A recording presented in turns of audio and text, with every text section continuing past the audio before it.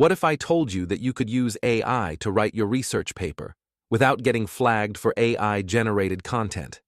Today, I'll show you how to use AI to help with research, structure your paper, and then humanize it with rephrasy.ai to pass AI detection. Let's get started. AI tools like ChatGPT and Claude can help gather information, generate ideas, and even create outlines for your paper. But here's the catch. If you submit AI-generated text as is, AI detectors like GPTZero and Turnitin will flag it instantly. So let's use AI smartly.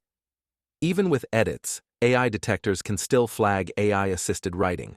This is where rephrasy.ai comes in. I'll take each section of my paper, run it through rephrasy, and check it against GPT-Zero to see if AI detection is removed. If any part still gets flagged, I'll process it again. And just like that, the text is now fully humanized and reads naturally.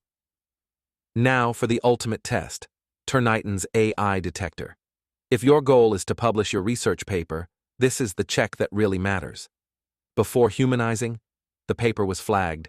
After using rephrasy.ai, it passes as 100% human written.